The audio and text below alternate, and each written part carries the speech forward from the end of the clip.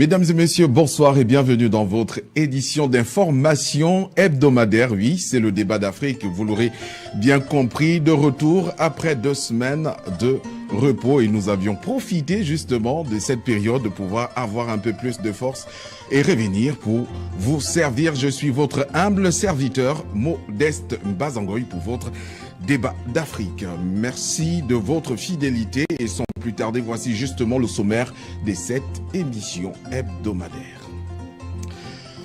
En République démocratique du Congo, 10 ans de travaux forcés requis contre l'ex-ministre de la Justice, Constant Mutamba. Nous allons dans un instant décrypter cela avec notre correspondant sur place à Kinshasa et bien entendu avec sa famille politique dans un instant.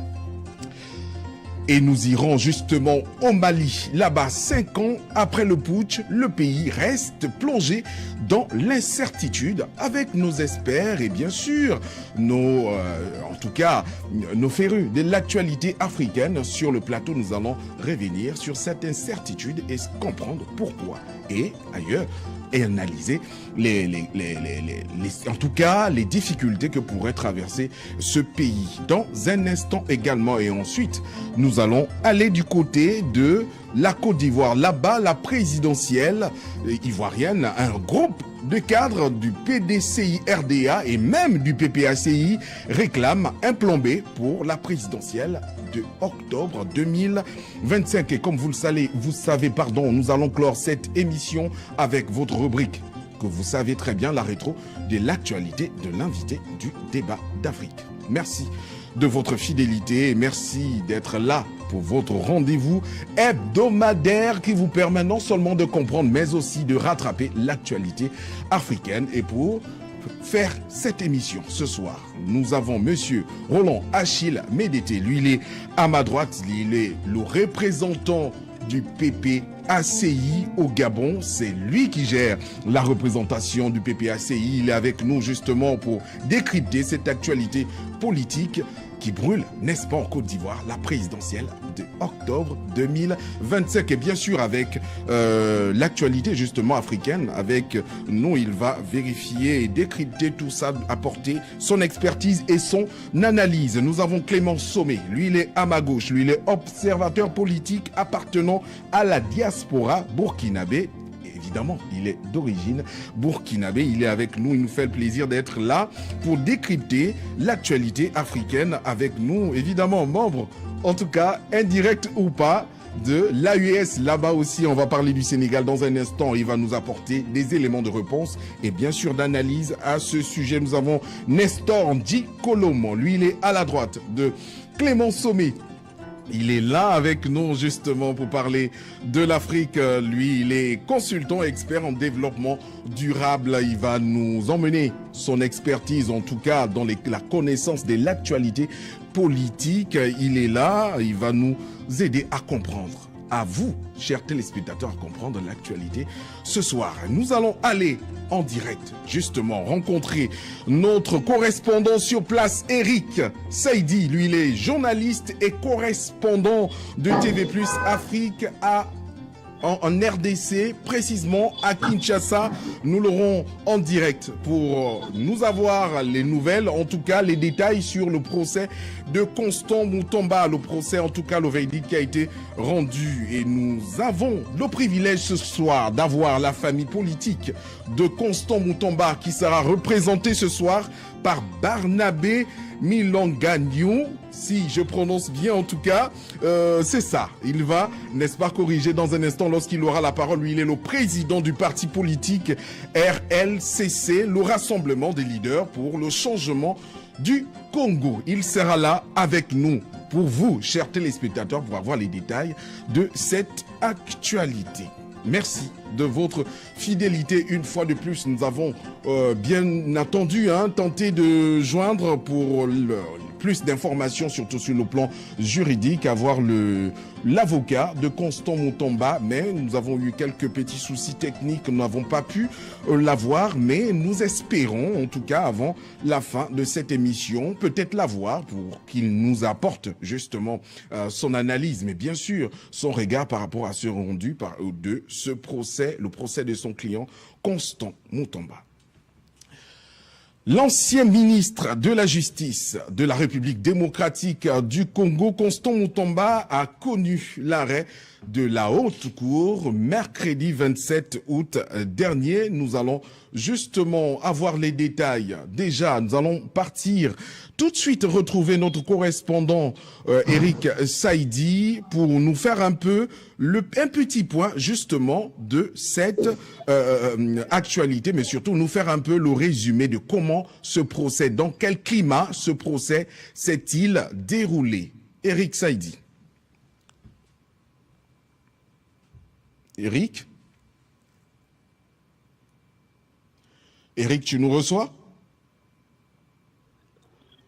Ok, nous allons partir. Et si Eric n'est pas prêt, nous allons tenter d'y aller du côté de justement de Barnabé Milon-Gagnon. Lui, il est le président du parti politique de rassemblement des leaders congolais pour le changement. Est-ce que vous nous recevez, monsieur le président? Modeste, merci beaucoup. Je te capte 100%. Ah, merci. Merci d'être avec nous et vous êtes sur le plateau de TV Plus Afrique. Merci de nous avoir accordé justement ce temps ce soir pour édifier l'ensemble des Congolais, mais aussi de l'Afrique qui ont suivi cette actualité avec beaucoup d'acuité. Alors, vous êtes sa famille politique. Comment avez-vous reçu ce verdict, n'est-ce pas, de la Cour suprême sur ce problème, en tout cas, cette condamnation de Constant Mutomba?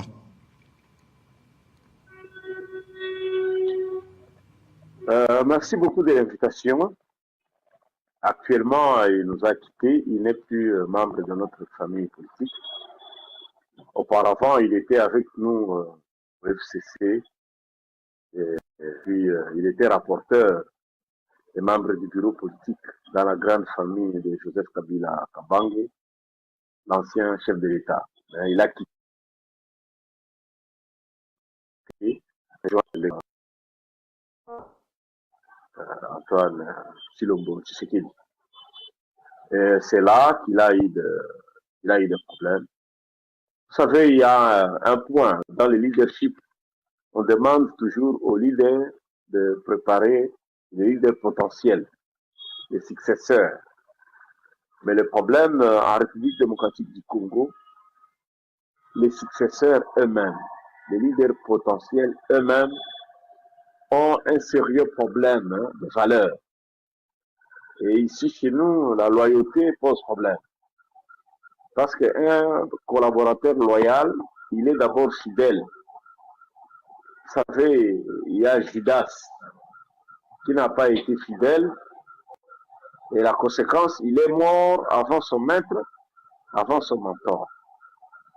Mais le collaborateur qui a été intègre, comme Josué, fils de Nun, après la mort de Moïse, Dieu lui a demandé de succéder à son maître. Ici chez nous, nous avons un problème, la nouvelle classe n'a plus de repères. Il y a un problème de valeur. Les gens ont un goût du lucre. Les gens courent derrière l'enrichissement illicite et rapide. Il n'y a plus de respect. Il y a tellement la corruption au point que les gens ne respectent plus les lois. Notre jeune frère a eu un problème d'environnement. Il a été plus influencé par son environnement. Et dans le souci d'avoir plus du risque du lucre, il s'est précipité à jouer le rôle de Judas contre son ancien maître qui est Joseph Kabila Kabange, le président sortant. Et comme Judas a connu, le traîtrisme ne paye pas, voilà, il se retrouve à son tour devant la barre et il risquera de répondre parce que manque d'expérience, la précipitation, la haine, surtout la haine, Voilà là où ça nous conduit. Voilà. Ok, mais vous, en tant que famille politique de Constant Moutamba, 10 ans de travaux forcés qui ont été requis contre lui, à cela s'ajoute également une décennie de privation d'accès à toute fonction officielle. Est-ce que vous pensez que ce jugement a été juste?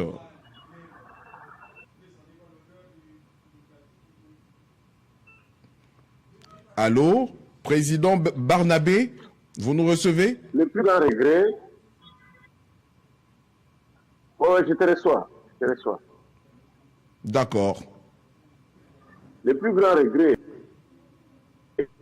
c'est que le ressort qui est en train de le juger, c'est le dernier ressort. Il n'y aura pas de recours. Et le procès se passe au pénal. Et donc, il serait souhaitable, fort malheureusement, je crois que c'est maintenant trop tard, il devrait être beaucoup plus prudent pour avoir eu la chance de lire quelques livres de droit. Il devrait être prudent et il devrait être sage. Il est en train de devenir sage, mais à la fin. C'est au début du procès qu'il devrait être sage, sérieux, quitter cette prononcée avec cette condamnation de toute une décennie. À son âge, lui qui était promoteur, il était entré au plus haut niveau en politique très rapidement. Il avait de l'avenir, mais malheureusement, le manque de sagesse le pousse à tout gâcher. Donc là, il est en train lui-même de gâcher son avenir. Mais visiblement, ça semble corroborer à son positionnement qui, lui, il pense que c'est un procès qui semble plutôt, qui ressemble plutôt à un complot politique. Vous, en tant que famille politique, est-ce que vous pouvez confirmer cela? Ceux qui ont certaines connaissances exotériques appellent ça le karma. C'est quand il est arrivé aux affaires que c'est lui qui a organisé le procès aujourd'hui, le procès de la honte que nous sommes en train d'assister contre son ancien maître. Moutamba, c'était l'enfant chéri de Joseph Kabila Kabange. Mais lui, une fois il versé vers chez Félix, c'est lui qui a créé tout ce que nous sommes en train d'assister. Par le goût de l'argent, il a décidé de trahir Joseph Kabila et commencer à organiser un procès contre lui qui n'a pas de fondement, qui n'a pas de...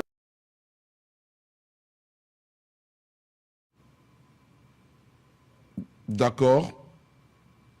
Ok, Roland Achille Médété, nous allons revenir vers lui. On a quand même eu un regard un peu beaucoup plus objectif finalement de la famille politique de Constant Moutamba suite à ce procès qui visiblement ne serait visiblement responsable. Il est le seul responsable de ce qui arrive finalement.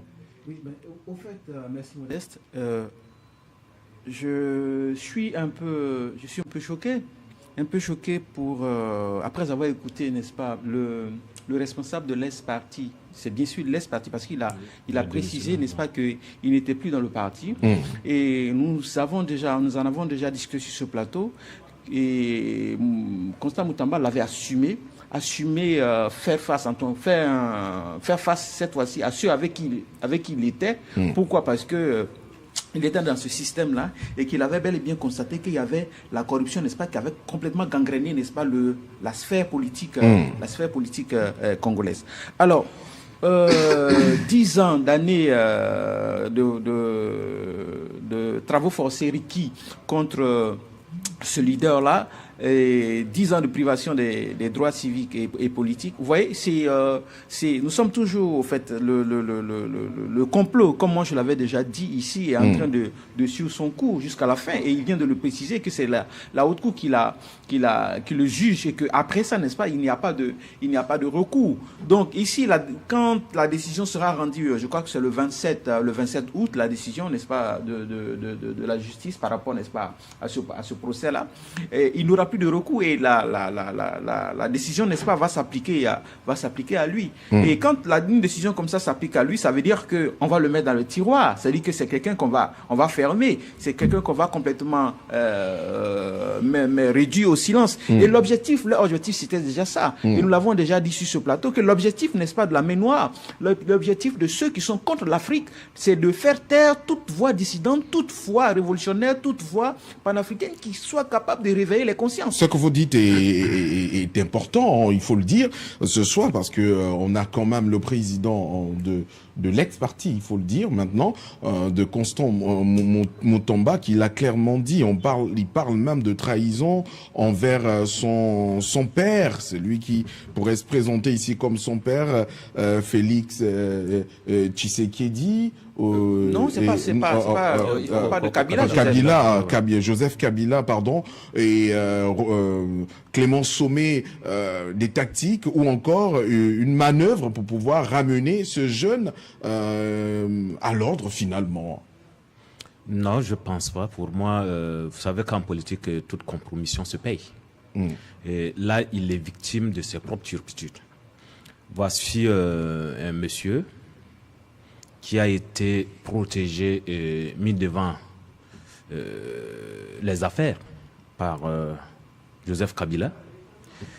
Félix Tshisekedi arrive, il décide de trahir son mentor pour, je dirais, chasser son linge au soleil du pouvoir de Kinshasa. Il monte en puissance. Il se fait un nom, on a peur aussi de lui, dans le camp de Félix Tshisekedi, le président de la RDC. Il y a l'affaire de Koloda, qu'il l'a fait juger publiquement. On sait ce qu'ils sont devenus. Beaucoup ont été exécutés, mais c'est comme le président le disait tout à l'heure, c'est le karma. Il y a des mères de famille qui ont pleuré, il y a des enfants qui ont demandé pardon. Il n'a pas écouté, il a voulu se faire un nom, ça se retourne contre lui. D'accord. Voilà, et c'est le prix de la trahison en politique en fait. D'accord, Nestor Njikolom, une condamnation, hein, on parle de 10 années des travaux forcés pour Constant Mutamba et 10 ans hormis, en tout cas hors des fonctions, sans plus exercer des fonctions officielles en République démocratique du Congo, une peine qui semblerait allégée, selon l'opinion, pour Constant Mutamba. Merci Modeste. Je voudrais d'abord saluer tout le monde, ça fait un moment, donc c'était un grand plaisir de retrouver mes frères. Évidemment, évidemment. Voilà. Donc, bon, aujourd'hui, nous revenons encore sur le sujet de Constant Mutamba, l'ex-ministre, n'est-ce pas, de la Justice. Nous avions dit ici que le chemin qu'il avait pris lorsqu'il servait la justice, comme lui-même il disait, que le service, la justice où il a tout donné, mais aujourd'hui, il est en train de subir, sinon être malmené par cette même justice. Lorsqu'il nous dit qu'il a servi la justice, et lorsque vous vous souvenez l'histoire de Colonna, le Colonna financier, le grand bandit, où le jugement a été public, et ces jugements, beaucoup des Congolais, sinon l'opinion publique, étaient surpris de la méthode exceptionnel qu'il avait utilisé en tant que ministre de la Justice pour pouvoir juger les criminels et les criminels économiques. Et lorsqu'il a attaqué l'aspect de la corruption, nous avions dit ici que c'était un danger pour lui, étant donné que ce qui alimente le système Tshisekedi, ce sont des dinosaures. Nous avons dit que ce sont des dinosaures de Kabila. Ce sont des anciens de Kabila. Et lorsqu'on vient attaquer à un système qui est mis en place, un réseau qui est mis en place, tout de suite en politique, on essaie de mettre en place un mécanisme pour pouvoir casser. Parce que n'oublions pas que tous les systèmes en Afrique sont alimentés par ces réseaux-là. Aujourd'hui, le ministre est condamné à 10 ans, pas parce qu'il a détourné l'argent, pas parce qu'il a volé de l'argent, mais simplement parce qu'il avait l'intention de détourner l'argent. Parce que l'acte n'est pas encore posé. Hein, lorsque on revient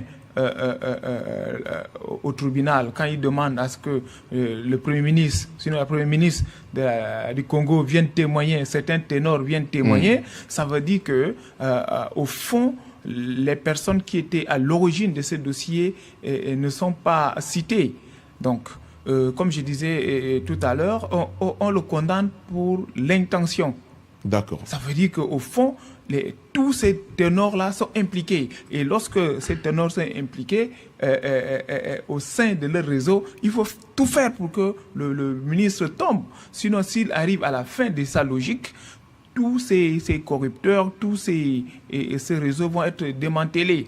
Il a démontré clairement lors du procès où il a cité des grands noms. D'accord. Lorsqu'on demande comment aux représentants au palais de venir témoigner ou encore à la primature de venir témoigner, il sait pourquoi il est dit. Et voilà pourquoi la thèse de montage politique, de complot politique peuvent tenir la route à ce niveau-là. D'accord. Voilà. Ok, nous allons tenter de repartir justement en République démocratique du Congo, plus précisément à Kinshasa, retrouver justement sa famille politique qui est représentée ici par le président du parti, monsieur Barnabé, qui est avec nous, bien que la liaison nous joue des caprices ce soir, mais il est là justement pour nous édifier sur ce sujet. Monsieur Barnabé, maintenant que la décision est connue, que compte faire finalement la famille politique de l'ex-ministre de la Justice Constant Mutamba? Vous disiez qu'il n'y a plus de recours, mais que compte faire quand même la famille politique? Non, jusque-là, il y a encore deux possibilités. Il y a deux possibilités, même trois possibilités. Le juge peut l'acquitter. Le juge peut déclarer qu'il y a non-lieu et il peut les laisser rentrer à la maison. La deuxième possibilité peut corroborer avec le cas d'un autre président d'un parti, Kabound, qui était avec le président Félix, dont le ministère public avait proposé 3 ans, mais le juge lui avait octroyé 7 ans. Donc, il est possible aussi que pour Mutamba, que le juge peut aller au-delà de 10 ans. Il peut aller 15 ans ou 20 ans. Mais, comme le collègue vient de le souligner, il y a eu un problème de maîtrise de soi quand il était aux affaires. Il ne faut pas oublier que c'est lui qui est allé fermer le PPRD. Il a même giflé le policier qu'il a trouvé là-bas. C'est-à-dire dans le souci de monter très vite. Je crois qu'il a les ambitions. Il voulait être le dauphin, c'est lui qui va s'aider à ce qu'il...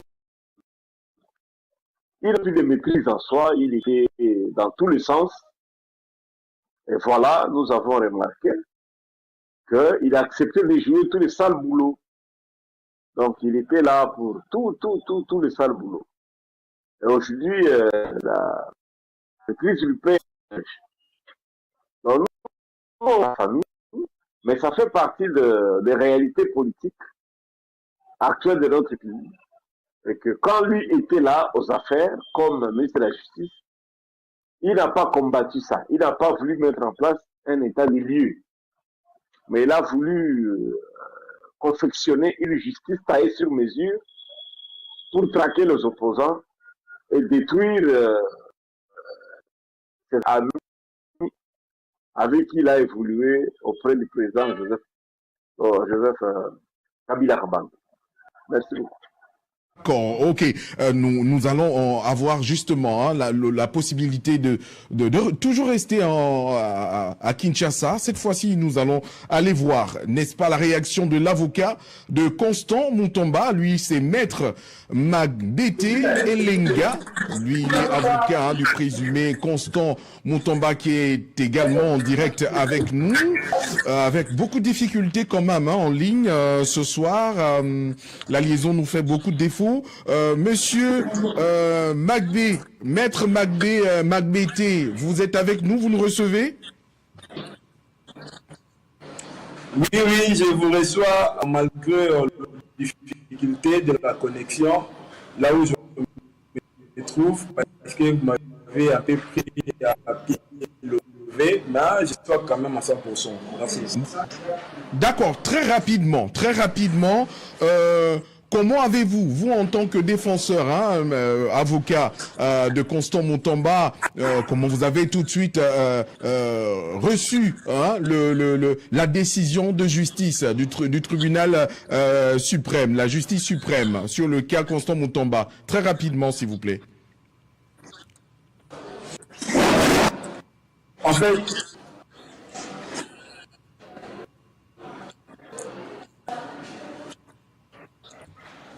Maître? Ok, c'est difficile d'avoir le maître ce soir, c'est un peu difficile. En fait, c'est que les gens devraient retenir. D'accord. À ce stade, il n'y a pas encore eu une décision de la Cour de cassation. Comme vous le savez, nous, comme avocats en RDC, oui, je vous reçois. Allez-y. Vous me recevez? Oui. Allô? Oui, on vous reçoit. Allez-y, rapidement.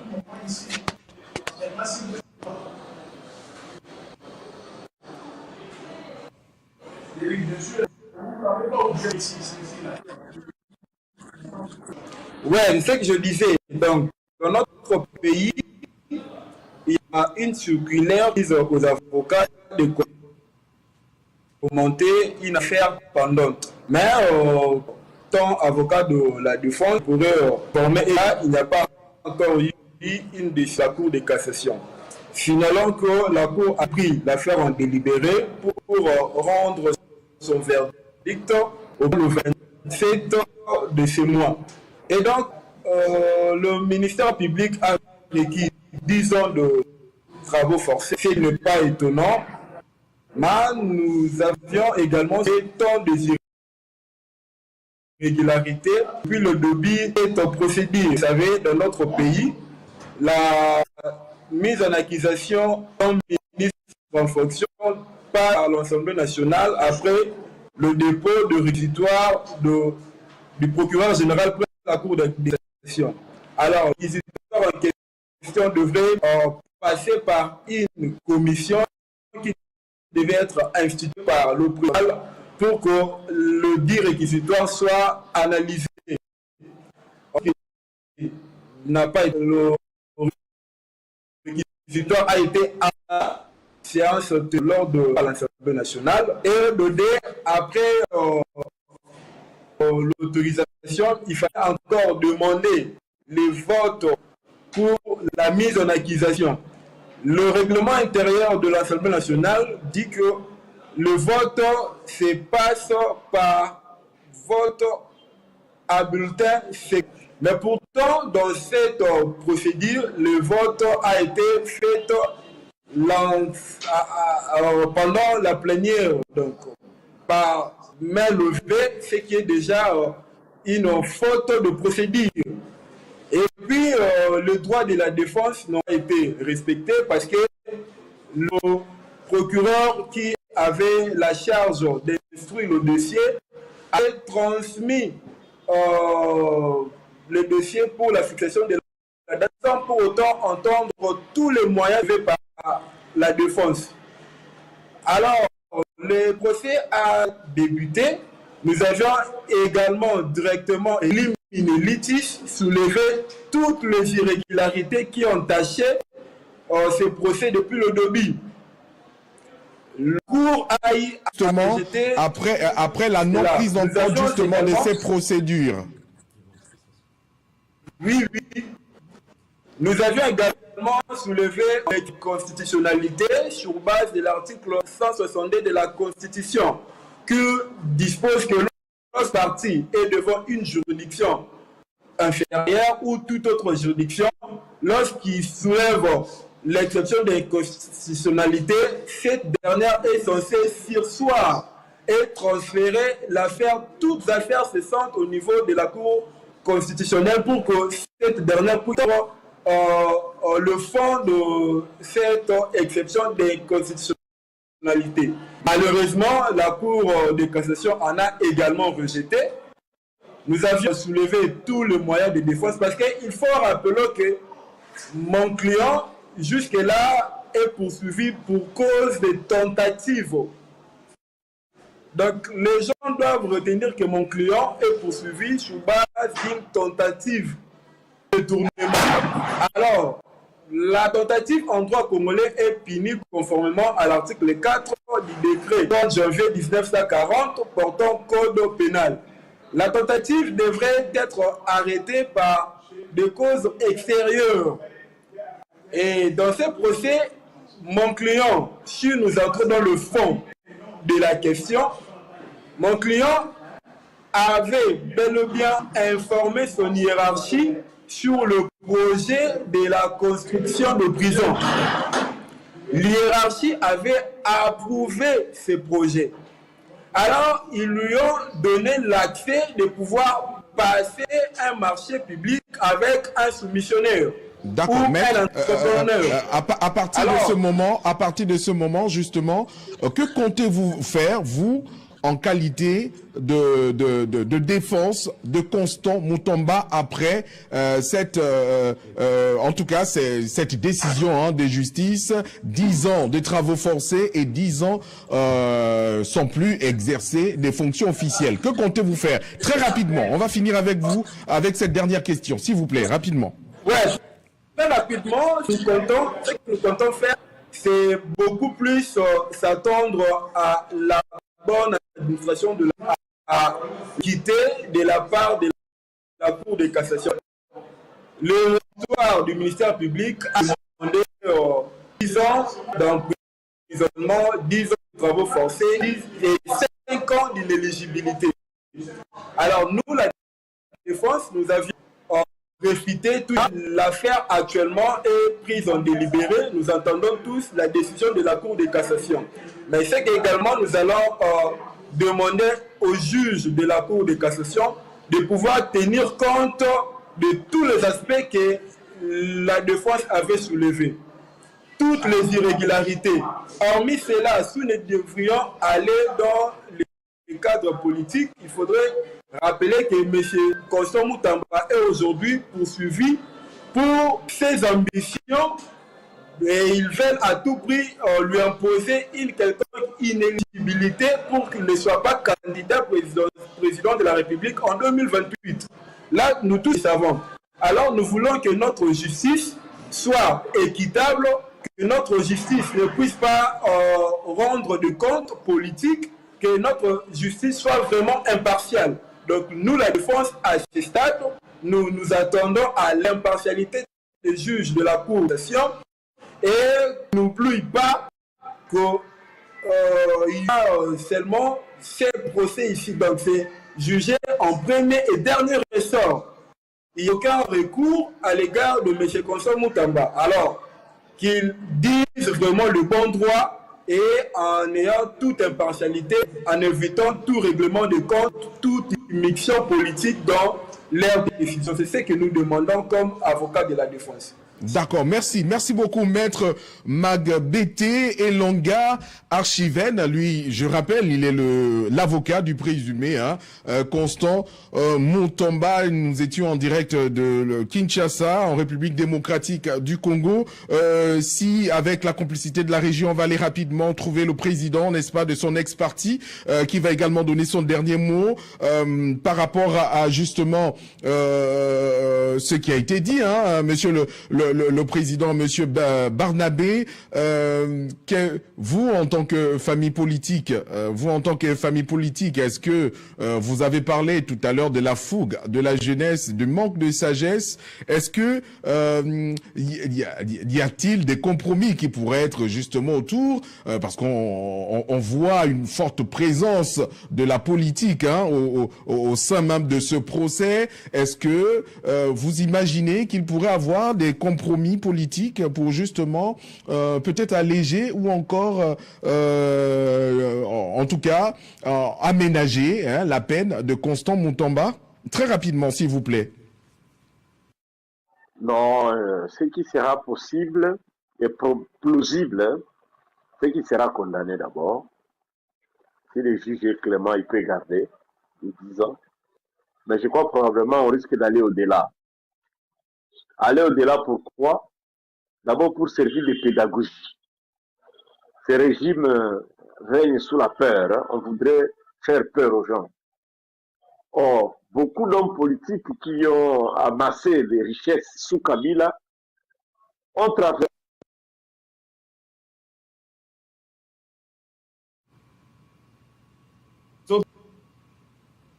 juste pour protéger leurs biens. Alors le régime a besoin de faire peur aux gens pour que quiconque osera à s'écarter, qu'on puisse lui coller un même procès comme Moutamba. Malheureusement encore, comme je l'ai dit, quand lui-même était là-bas, il a appuyé ce genre de méthodologie. Il a joué le rôle d'intimider, d'impressionner, de tétaniser, de terroriser les gens pour qu'il n'y ait pas un état de droit. Maintenant, il en est victime lui-même de la politique qu'il a mise en place. Il sera condamné, il fera la prison, et on va voir dans les jours à venir s'il y a dialogue. Peut-être on peut réclamer sa libération dans les dialogues, ou bien si ça traîne, si c'est après 2028, c'est fini, il risquera effectivement de faire l'autre. Mais c'est un homme politique. On ne peut pas se prononcer sur la fin de la carrière d'un homme politique s'il n'a pas encore dépassé 4 jours que Lazare a dépassé sur la porte. Donc, je crois qu'il va servir de cet exemple-là, de cette pédagogie méchante, macabre, pour terroriser les autres qui auront tendance à soit à se faire valoir et monter pour se présenter comme des dauphins, ou à jouer de mauvais rôles, ils vont être punis, comme on est en train de faire. Il n'est pas le premier. Je vous ai dit que Kabound a connu ça. François Béa a connu ça. Bifor Misselele a connu ça. Dans les mêmes camps, là où ils sont partis, si tu oses ouvrir la bouche ou monter la tête, tu es frappé et assommé comme ça. Donc nous allons continuer à prier qu'il soit fort et que Dieu préserve sa famille.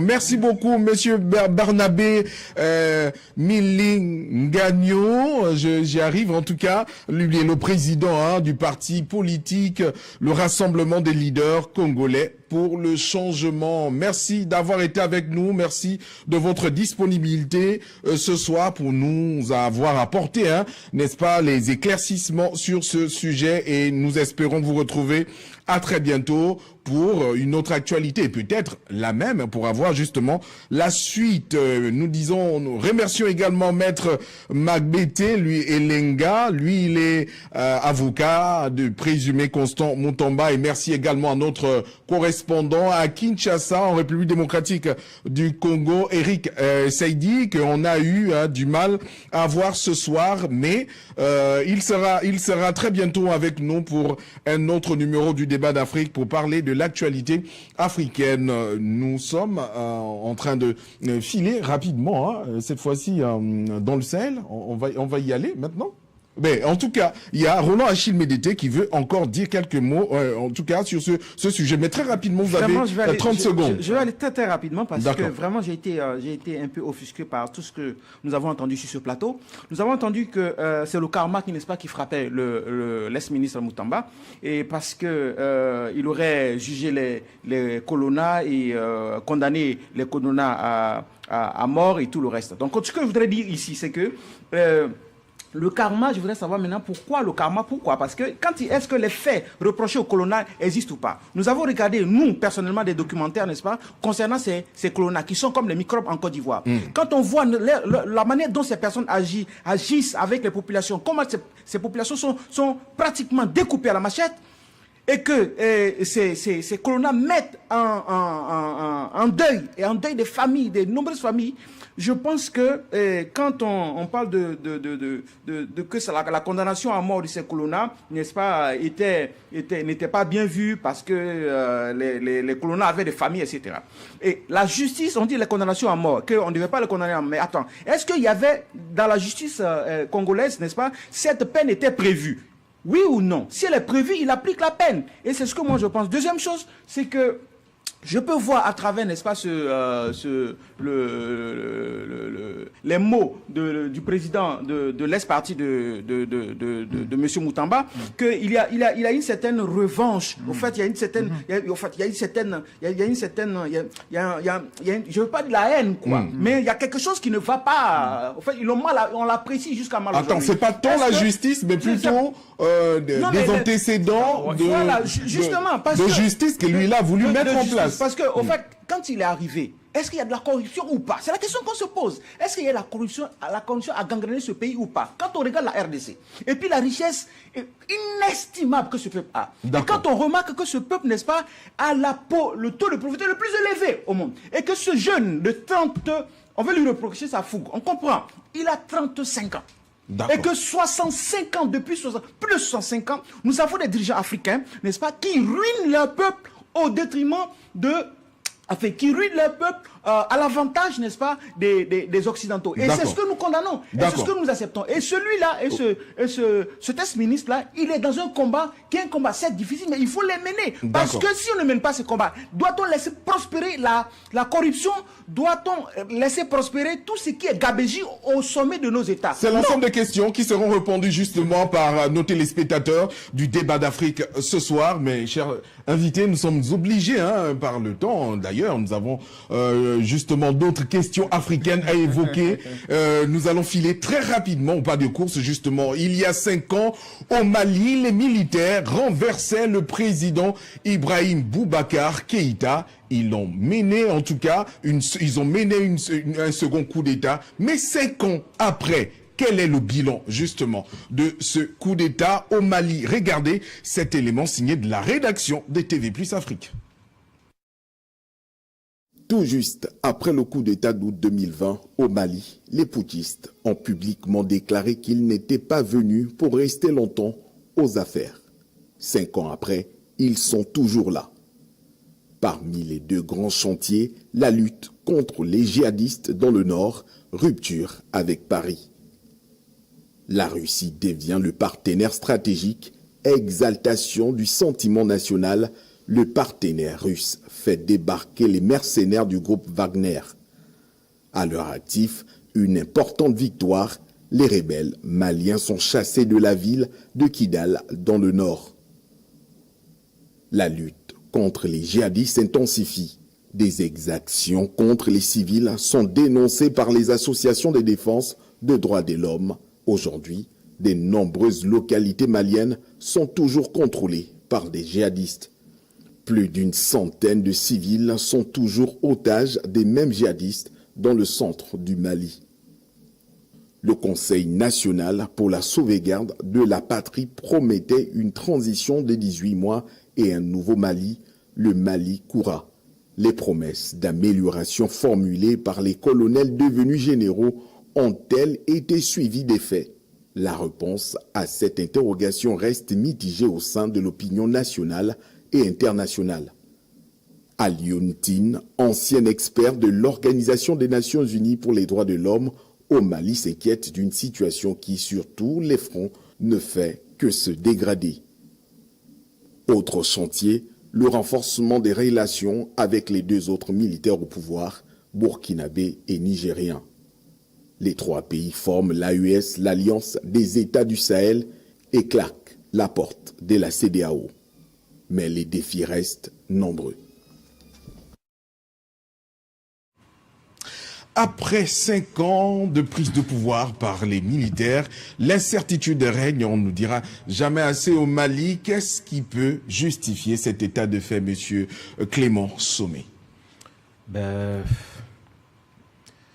Pour le cas du Mali, personnellement, j'ai très mal pour le Premier ministre Choguel Maïga, qui était impliqué dans le changement voulu par les militaires. Il s'est impliqué politiquement, il s'est impliqué intellectuellement, il a été la tête pensante à l'international pour, je dirais... dès le départ, la gestion de cette transition des militaires. Il a suscité effectivement l'adhésion et l'espérance des civils. Voilà, à cette cause militaire.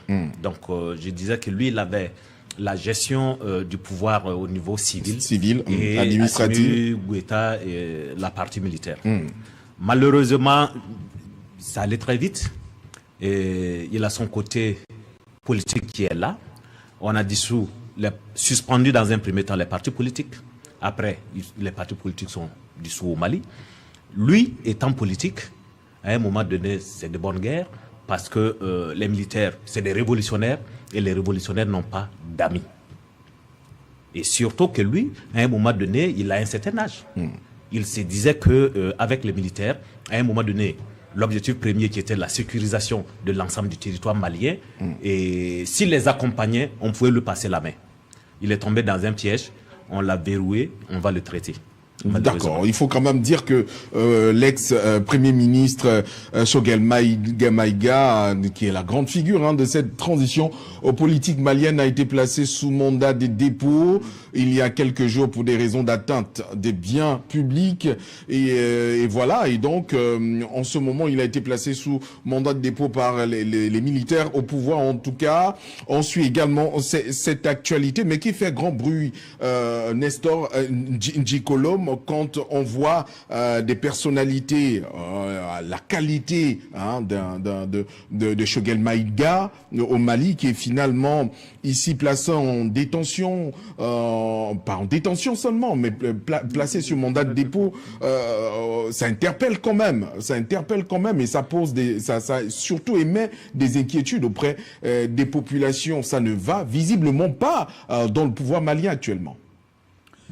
Modeste, on était très fiers des militaires maliens par rapport à leur démarche au début, avant d'adhérer à l'AIS, avant de participer à la création de l'AIS.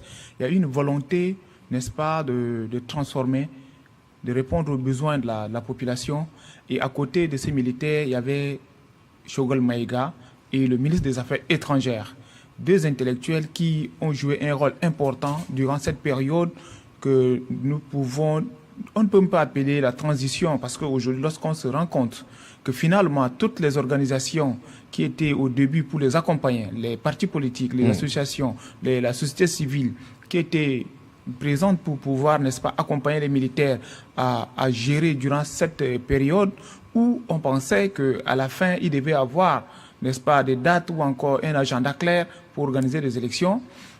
Aujourd'hui, on se rend compte finalement que c'est un autre schéma. Un schéma où on ne peut pas parler même de parti unique, mais plutôt un royaume qui s'est installé. Parce que les voix sont dissonantes. On a, n'est-ce pas, fermé la bouche de tout le monde. Et dans un pays où la démocratie, entre griffes, a fonctionné un moment, et les gens sont habitués à parler, les gens sont habitués à s'exprimer. La presse a l'habitude de critiquer, etc.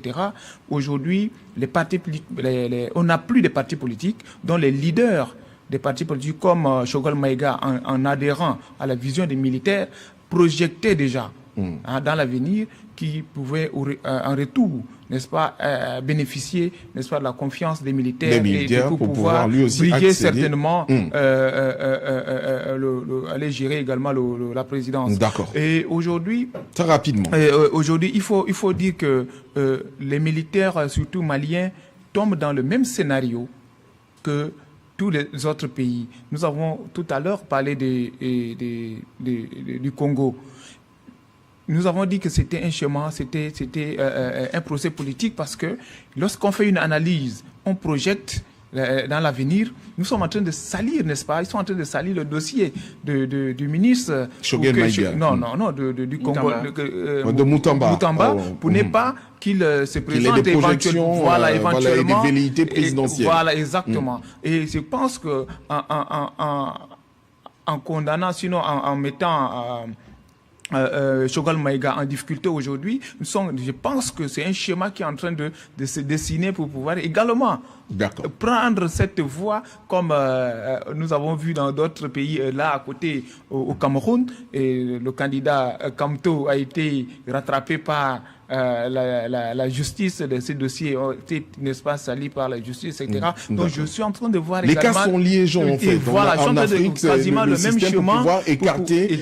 On parlera également dans un instant justement le cas de la Côte d'Ivoire, certainement dans la deuxième partie de notre émission. Monsieur Roland Achille Médété, très rapidement, avec ces premiers signes qui sont observés.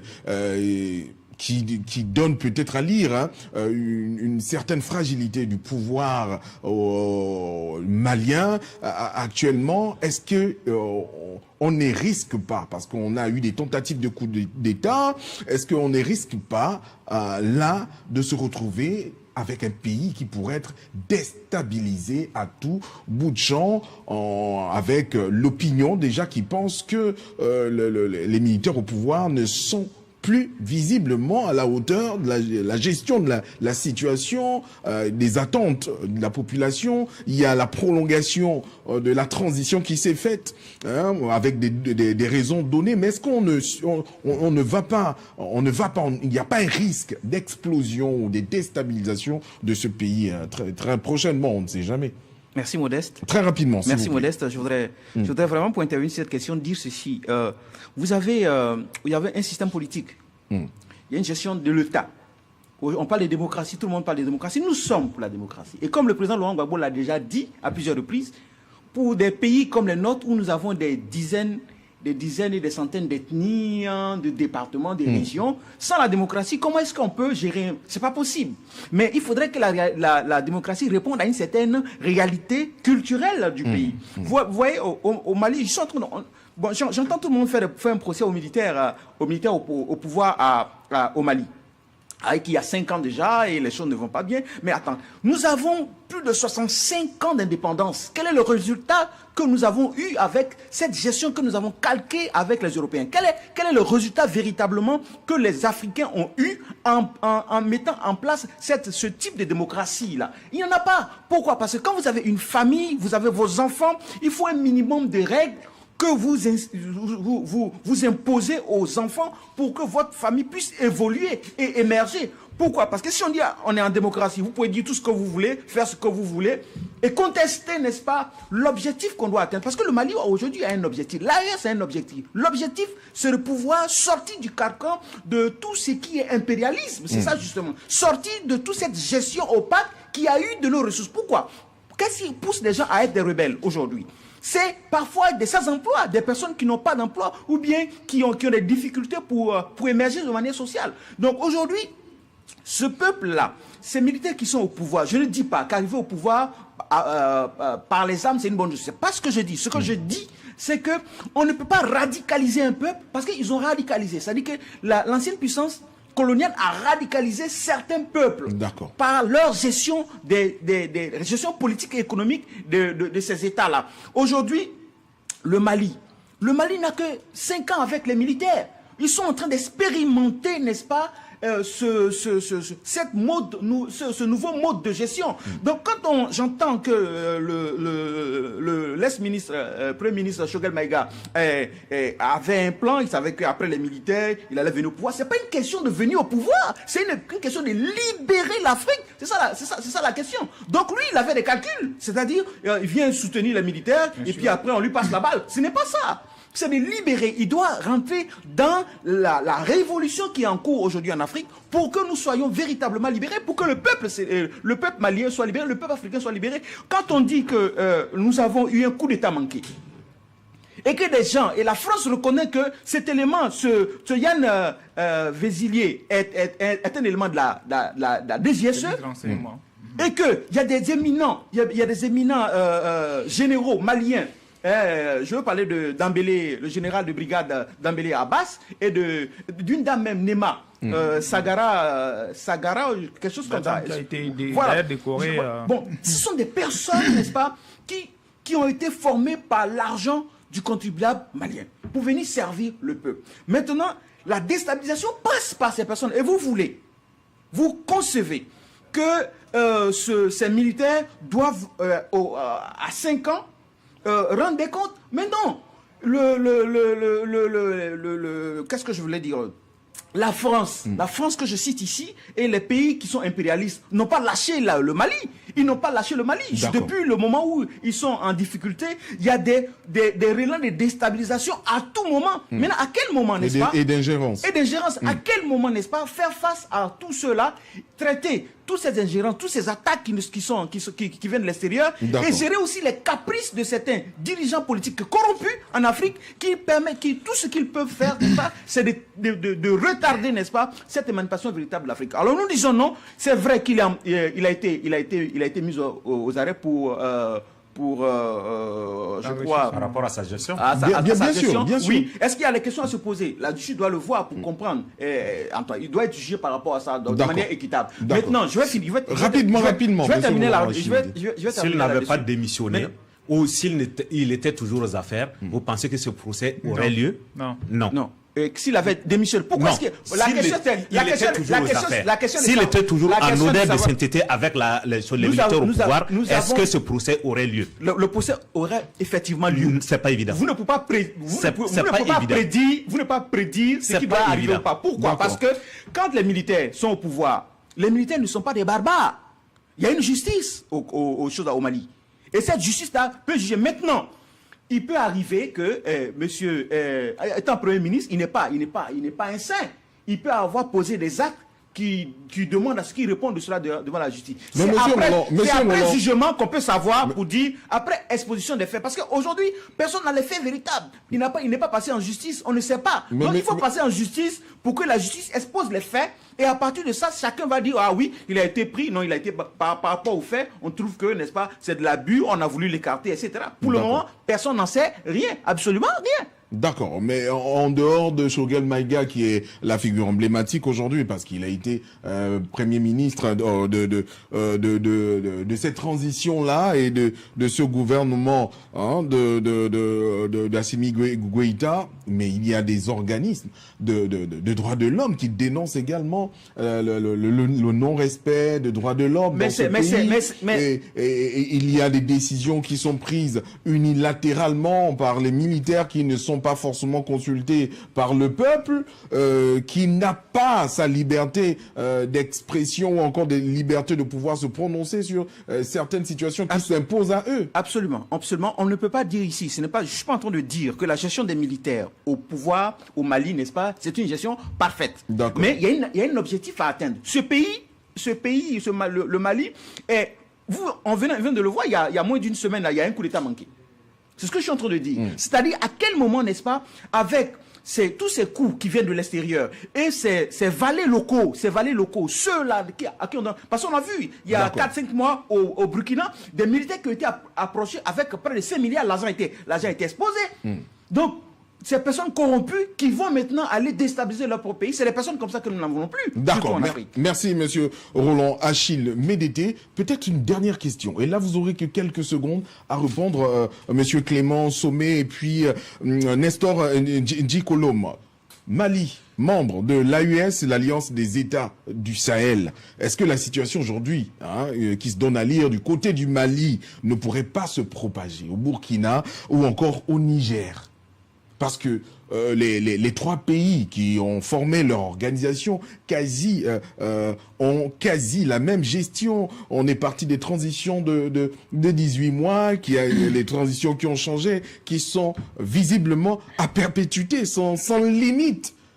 est-ce que ce mécontentement qui s'est créé déjà dans l'appareil politique ou des gestions du pouvoir malien ne pourrait pas se manifester également au Niger et au Burkina Faso? Monsieur Clément Somé.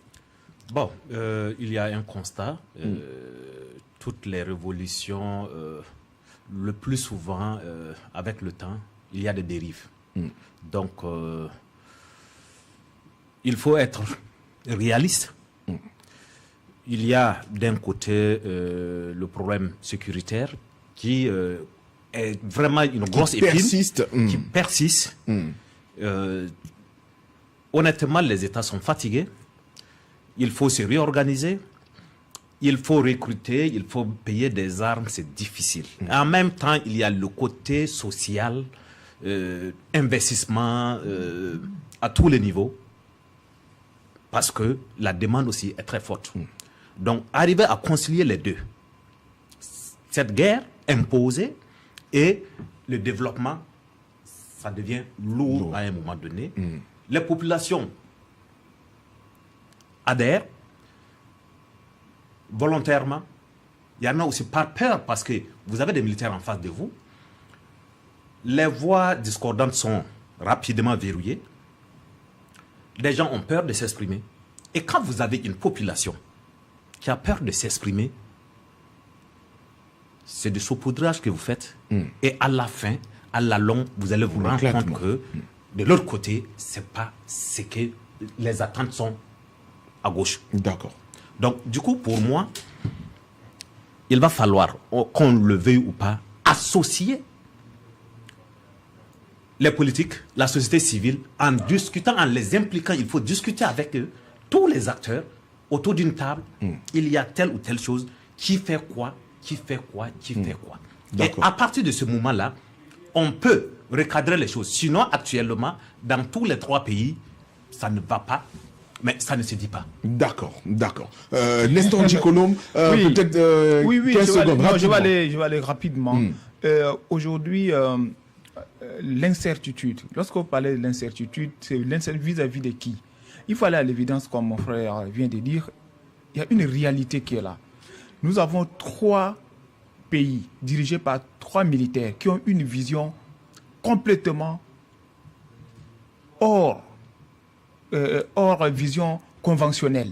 C'est-à-dire qu'il faut avoir un pays, il faut avoir un président, il faut avoir les partis politiques qui vont contester, etc. etc. Nous avons expérimenté, comme Achille vient de dire, nous avons expérimenté ce chemin-là avant les indépendances, pendant, à la veille des indépendances et après les indépendances. Le parti unique, il y a des gens au Maroc, on a un roi qui est là, qui trace le chemin.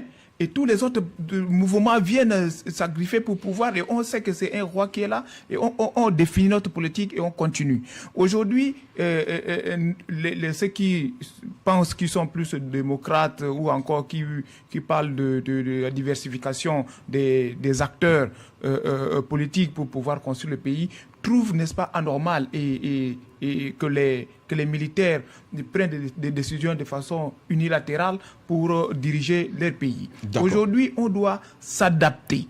On doit s'adapter à la réalité du Mali, à la réalité du Niger, à la réalité du Burkina Faso. D'accord. Les partis, je pense même que c'est même plus rassurant d'avoir un seul interlocuteur qui va durer sur 20 ans. Vous, en tant qu'investisseur, que d'avoir un leader où à tout moment on peut le changer. Merci. Donc aujourd'hui, les 3 pays, quand ils ont des caps, ils vont, à votre question, ils vont suivre le même chemin. Ils vont pas éliminer, mais ils vont fermer tous les partis politiques pour pouvoir redéfinir leur système de gestion dans les 3 pays. D'accord. C'est cette réalité qu'on doit s'adapter. Merci Nestor Ndjikolom, merci Roland Achille Médété, merci Clément Somé. Vous restez avec moi, nous allons souffler un instant et pour revenir, ou d'ailleurs apprêter nos bagages pour aller justement en Côte d'Ivoire dans un instant, où nous allons parler justement de la prochaine élection présidentielle avec le camp de l'opposition. À tout à l'heure.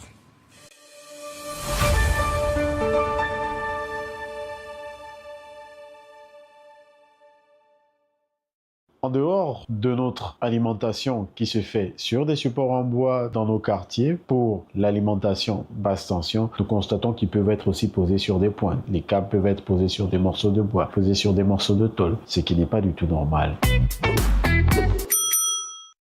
Bonjour mesdames et messieurs, je suis Anthony Maguena, ingénieur technico-commercial à Sekagadis au département Matelec. Aujourd'hui, je vous parle des armements basse tension. Les armements basse tension sont faits pour être posés sur des supports normalisés, que ce soit pour des suspensions simples, des doubles ancrages ou encore des simples ancrages. Pour vous mettre en règle, il faut prendre des armements posés sur des supports adaptés. Et ces armements, vous les trouvez également à Matelec, 6 à la zone industrielle d'Olombi. N'oubliez pas Matelec, la qualité, notre priorité.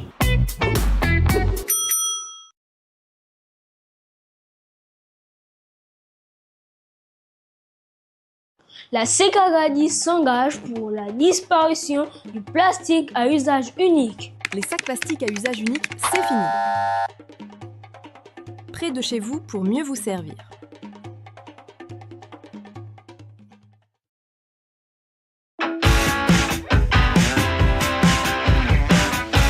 Bonjour, je m'appelle Saint-Luc Hervé Abessolo. Je suis responsable en jardinage.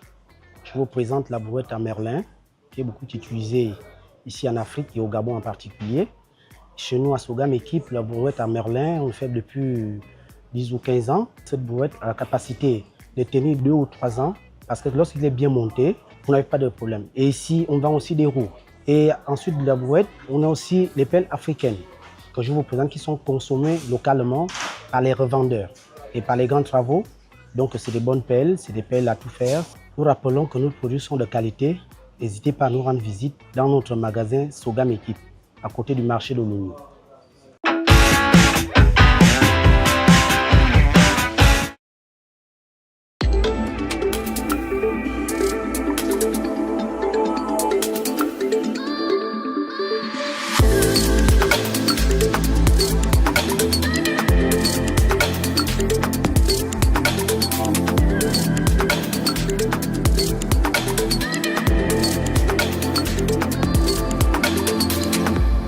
Arrive bientôt dans toutes vos stations d'essence.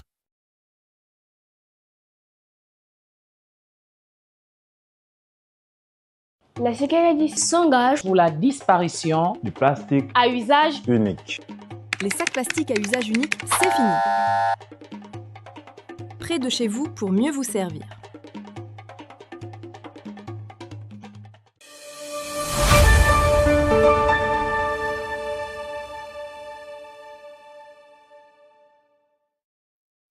L'avion atterrit justement en Côte d'Ivoire, tout en rappelant sa fidélité à Laurent Gbagbo, pour l'instant inéligible. L'ancien ministre de l'équipement a déclaré sa candidature à la présidentielle. Il dit vouloir éviter que nos PPACI, en tout cas, ne soient pas présents à cette échéance électorale. Mais sauf que l'accueil de cette candidature a créé le trouble dans ce parti politique, mais surtout la position de pouvoir en penser ou songer à un plan B dans cette structure, pas seulement dans le PPACI, mais également au PDCI. C'est l'actualité en ce moment. Les responsables de ces partis politiques, ils songent désormais à penser à un plan B, mais qui n'est pas bien accueilli par les cadors. Regardez cet élément de la rédaction de TV Plus Afrique.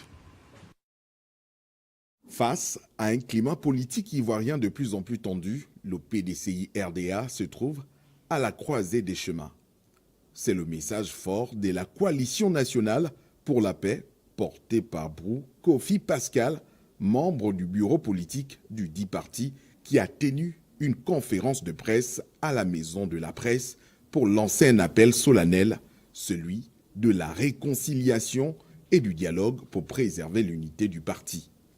Selon la déclaration, le PDCI RDA est pris dans une crise de confiance interne marquée par la division et la désinformation. Cette situation inquiétante risque de compromettre son rôle historique de force politique majeure et de l'affaiblir à l'approche de la présidentielle de 2025.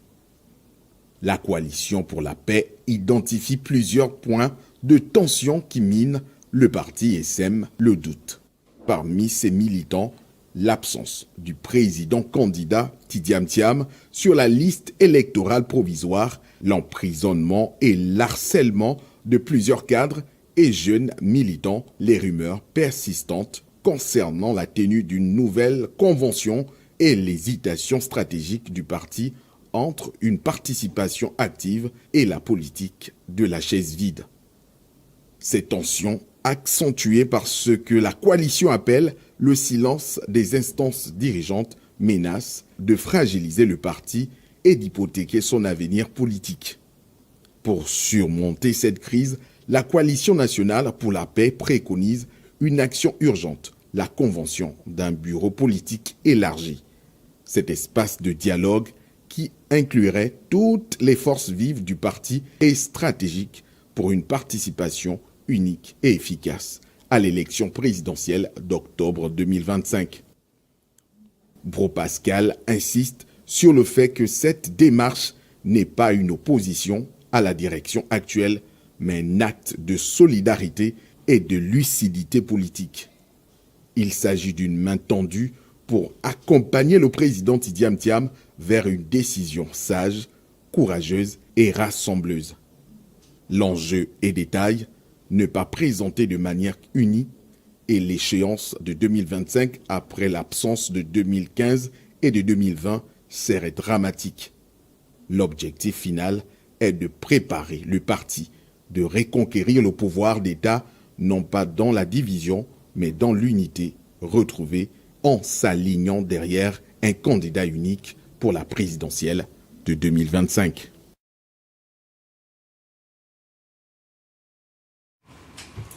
À quelques jours de fin de dépôt de candidature, les principaux leaders de l'opposition ivoirienne demeurent toujours inéligibles et poursuivent le combat. Jusqu'à quel objectif finalement, avec des marches qui ont connu un succès dans l'opinion? Finalement, est-ce Roland Achille Médété, est-ce que déjà vous pensez que ces leaders de l'opposition pourraient atteindre leur objectif, donc celle de leur inscription sur les listes électorales et finalement être candidat à cette élection qui est déjà proche et surtout, qui, je le signale, et il reste quelques jours de fin de dépôt de candidature? Oui, merci Modeste. Effectivement, c'est bientôt la semaine prochaine qu'il y a le dernier délai pour le dépôt des dossiers, effectivement. Je vois sur le titre que vous avez affiché par rapport, n'est-ce pas, à cet élément-là, à ce sujet-là, un plan B. Un plan B, tout le monde le dit et c'est devenu le narratif de beaucoup de personnes d'avoir un plan B. Nous étions en 2000. La loi ne permettait pas au RDR d'alors, avec le président Alassane Ouattara, d'être candidat. A-t-il, jusqu'en 2010, il y a eu un plan B? Il y avait des cadres dans son parti. Il y a eu des cadres dans son parti. Il y a eu des éminentes personnalités dans son parti. Est-ce qu'il a eu recours à un plan B? La réponse est non. La réponse est non parce que, selon lui, ses militants l'avaient choisi et il devait être candidat. Il a fini par être candidat. Aujourd'hui, il y a eu une convention au PDCI, pour parler du PDCI, avec le président Thiam. Il y a eu une convention. Et cette convention, à 96,4%, a désigné ce monsieur comme son candidat à l'élection présidentielle de octobre 2025. Une convention. Ça a été repris. Il a été réélu. Après les injonctions l'intervention de la justice aussi. Au PPACI, la même chose. Il y a eu une convention. Et le président Gbagbo a été choisi comme notre candidat à l'élection de octobre 2025. Que un militant, un responsable, l'ex-ministre Awa Domelo, aujourd'hui, trouve qu'il faut qu'il y ait un plan B et que lui, il est le plan B, ça choque. Ça choque non seulement le militant, mais ça choque les Ivoiriens. Parce que c'est à 3 mois qu'on veut le plan B. C'est à 3 mois qu'on se dit plan B sans avoir d'assises. D'accord. Si, comme tous les partis politiques, comme tous les partis politiques, et le président Gbagbo a été choisi par une convention pour être candidat, et qu'on dise que il faut choisir un plan B, et que ce plan B, à quelques jours, est frappé de la même injustice que le président Laurent Gbagbo. Parce que en ce qui concerne le président Gbagbo, c'est une injustice, puisque ce monsieur a été acquitté, a été complètement blanchi par la CPI, et qui normalement il doit jouir de tous ses droits. Maintenant, le pouvoir utilise des superficies de justice pour pouvoir l'empêcher. Et si le plan B, à quelques jours des élections que nous avons choisi, est frappé de la même manière, puisque l'habitude devient une seconde nature, et que nous avons vu que ce pouvoir RHDP, n'est-ce pas, a éliminé les potentiels challengers qui sont capables de le bousculer véritablement. Qu'est-ce qu'on fait? D'accord, Roland Achille Médété. Monsieur Clément Sommet, on est déjà à quelques jours de fin de dépôt de dossier. Est-ce que ce n'est pas légitime pour ces différents cadors ou ces différents responsables de ces partis qui sont en difficulté aujourd'hui, qui ont des leaders, mais qui ne vont pas aller à l'élection, de pouvoir penser à ce plan B finalement? Est-ce que ce n'est pas légitime? Très légitime. Et puis quand on adhère dans un parti politique, on aspire au premier poste, au premier rôle, à gravir des échelons, et tout militant est présidentiable. Tout militant peut être candidat à la candidature. Donc, le plan B, je l'ai répété ici lors d'une émission, Ouattara est déjà parti. J'arrive. Ouattara est déjà parti, il sera réélu parce que non seulement il a tous les leviers, son investissement personnel, ses réalisations parlent en sa faveur en Côte d'Ivoire et même dans la sous-région, à l'exception des pays de l'AES. À l'international, il est très bien parti aussi. Les Ivoiriens, dans l'immense majorité, avec toutes les réalisations de Ouattara pendant ses multiples mandats, parlent en sa faveur. Donc, sur le terrain, il n'y a pas match. Mieux, le président Laurent Gbagbo, mon frère Achille, a dit qu'il a été acquitté par la CPI. L'élection ne se passe pas au niveau de la CPI, mais en Côte d'Ivoire. La justice ivoirienne a condamné le président Laurent Gbagbo. Pour quel fait? J'arrive. Le président Thiam a mal interprété la loi ivoirienne en renonçant tardivement à sa nationalité, française. Et Patrick Hachi est sur la liste. Ils ont le même problème. Exclu. Ce n'est pas de la faute du président Ouattara, mais de la constitution qu'on a appliquée, tout simplement. C'est faux. Tout simplement. C'est faux. D'accord. Alors, nous sommes dans une élection, chacun tire la couverture de son côté, c'est tout à fait légitime. C'est faux. Aujourd'hui, c'est au niveau du parti du président Laurent Gbagbo, c'est un plan B ou un plan C. Sinon, si c'est Gbagbo lui-même, c'est mort, c'est fini. Le président Thiam, c'est déjà tard. Et je pense qu'à l'intérieur... mais il y a Patrick Hachi qui avait le même problème. Les gens sont conscients. Mais moi, je ne comprends pas. Les gens sont conscients. Il y a des velléités, des jeunes qui sont là, dynamiques, qui veulent aller aux élections. Mais malheureusement, comme dans tout parti, il y a des hommes suprêmes et que sans eux, rien ne peut se faire. D'accord. Sinon, à l'intérieur de cette partie politique, mais on peut bien le bel, et c'est ce qui est d'ailleurs recommandé. Sinon, ils vont se liquéfier tout simplement. D'accord. Nestor Ndjikolom, finalement, le plan B, vous aussi, vous pensez peut-être comme Clément Sommet que ce serait légitime au fil du temps. La lutte a démarré avec ces différents partis, en tout cas ces différents leaders de l'opposition. Nous sommes aujourd'hui à quelques jours de la fin des dépôts des candidatures et rien ne se fait toujours jusqu'à présent, et il n'y a même pas une horizon qui donne l'impression que les choses pourraient changer dans ce sens-là. Est-ce que ce n'est pas légitime aujourd'hui que les cadres ou encore que Gbagbo, pour le cas du PPACI et du PDCI, Tidiane Thiam, puisse finalement donner la bénédiction aux membres de leur parti, un des membres de leur parti, pour aller représenter le parti politique à la prochaine élection présidentielle. Merci Modeste. J'ai 2 ou 3 points. Et d'abord, le premier point, on vient de confirmer, comme nous avions dit ici sur ce plateau, les opposants, sinon encore les adversaires, certains adversaires politiques, se réveillent souvent à la veille. On aurait pu penser à l'option du plan B depuis. Nous savions très bien que Gbagbo est en difficulté.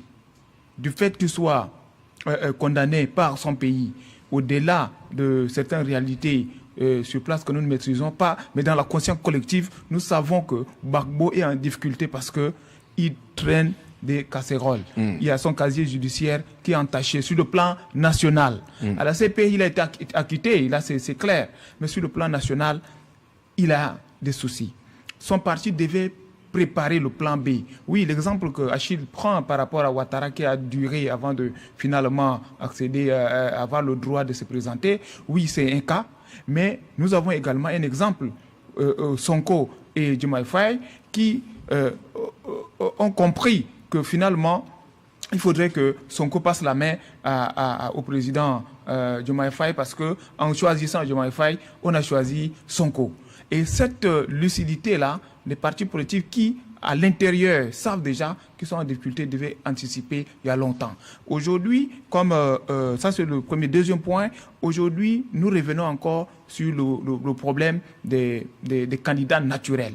Rapidement. Des candidats naturels. Aujourd'hui, ce n'est pas parce que Gbagbo a fondé le parti ou c'est lui qui est à l'origine qu'il doit forcément être le candidat du parti. Tous les membres, tous les adhérents du parti, comme mon frère vient de dire, quand on adhère à un parti, on va être visible, on va faire la politique, on va conquérir le pouvoir. Si ce n'est pas nous, c'est notre leader. Si ce n'est pas notre leader, c'est un des camarades et on soutient ce camarade-là. Aujourd'hui, le Gbagbo est arrivé, ou encore les autres partis de Thiam, ils sont arrivés à un niveau où il faut oser choisir quelqu'un qui peut répondre. Oui, même si on revient sur les mêmes méthodes pour éliminer, non, on ne peut plus commettre les mêmes erreurs. On étudie bien le dossier qui est clean dans l'équipe, on le choisit, on le positionne. Oui, c'est possible, même à 2 jours.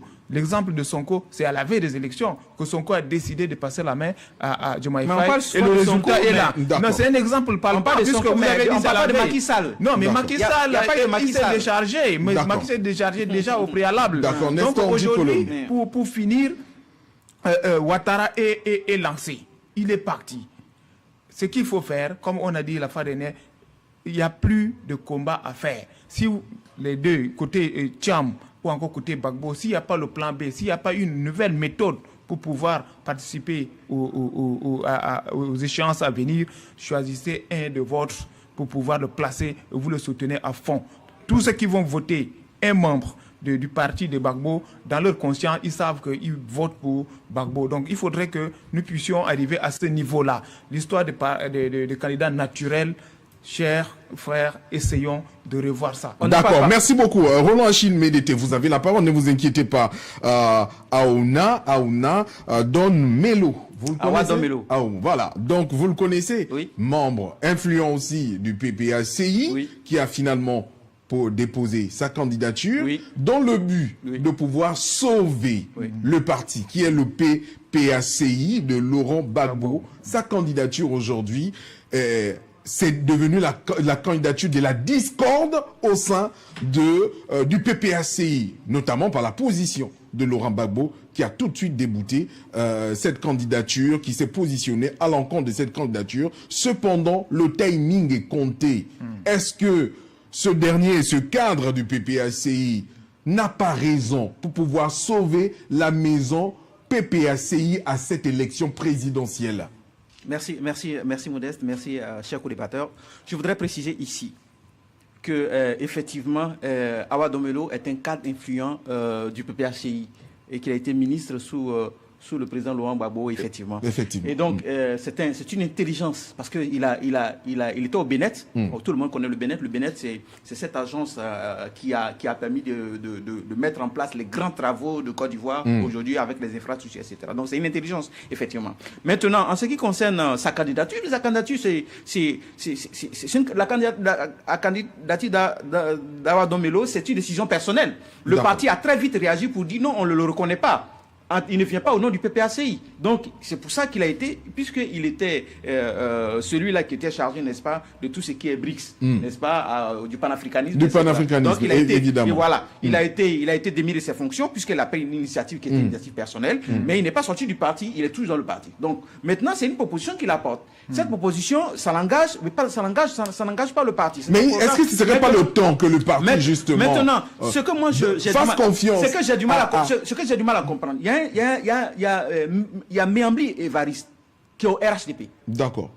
Qui a voulu être candidat. On connaît tous le traitement, à moins que je vous demande de taper sur... Mais on ne prend pas les mauvais exemples. S'il vous plaît. C'est que je suis en train de dire. Au RDR, on sait comment est-ce qu'il a été pris. Maintenant, sur ce plateau, on dit élection présidentielle. Critique et importante pour un pays. Que les élections doivent être justes. Donc on parle de justice. Donc tout le monde dit non, on ferme les yeux sur l'injustice et puis on y va avec d'autres candidats au cas où. Il y a l'article 183 de la Constitution de Côte d'Ivoire qui est de 2016 qui dit que les mandats sont cumulatifs. 2. Mais le président est en train de partir, le président actuel est en train de partir pour un 4e mandat. Et ça, personne n'en parle. Pourtant, dans la Constitution de Côte d'Ivoire, parcourez la Constitution pour voir. L'article 183 dit... Cette Constitution a été modifiée et vous le savez très bien. Mais qu'est-ce que vous avez dit? Je parle de Constitution de 2016. Ça a été modifié quand? Dites-moi. Quand ça a été modifié, est-ce que le président Ouattara... Je dis, la Constitution a été modifiée quand? Moi, je vous parle de la Constitution modifiée en 2016. La Constitution permet au président Ouattara de se présenter, oui ou non. Non, je vous dis l'article... Allez fouiller faites un peu de recherche. Non. Faites un peu de recherche pour savoir. L'article 183. Prenez la Constitution de 2016. S'il vous plaît, il y a Google. Faites un peu de recherche. Je reprends. Que la Constitution de 2016. Si la Constitution ne lui permet pas, sa candidature sera rejetée. Attendez. Lors de la publication. Celle qui a été présentée au peuple. C'est laquelle de 2016. Celle de 2016 ne permet pas à Ouattara de briguer un autre mandat, parce qu'on parle, on parle de la troisième république. Laissez-moi expliquer, j'ai quand même la parole. Allons-y, Roland Achille. Je dis bien, quand je parle, j'utilise des mots, je suis conscient de ce que je dis. Il est important de le savoir.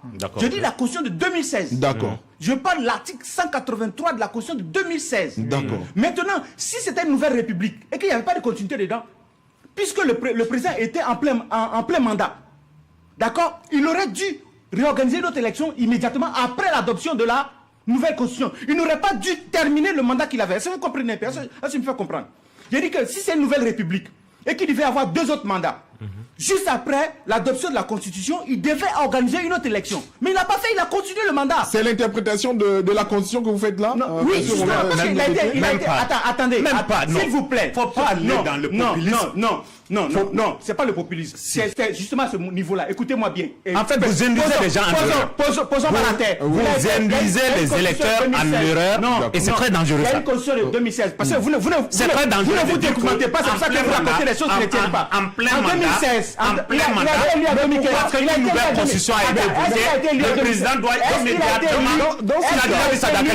S'il vous plaît. S'il vous plaît. Je donne un exemple. Je pas de bon sens.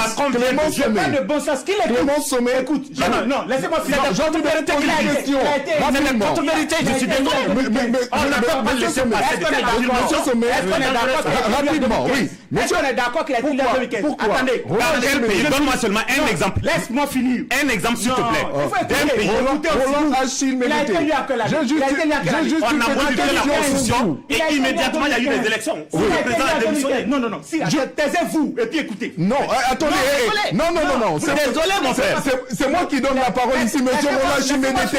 Monsieur Roland Achille Ménété, c'est moi qui donne le temps de parole, s'il vous plaît. Monsieur Roland Achille Ménété.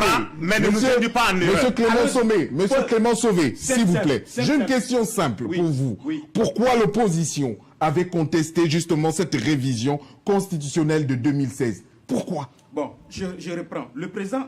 Est-ce que c'est parce que est-ce que ce n'est pas parce que justement cette constitution donnait la possibilité à Ouattara de se repositionner? D'accord, ok. Maintenant, je vous dis, le président a été élu en 2015. D'accord? Nous tous on est d'accord dessus. Il a été élu en 2015. D'accord?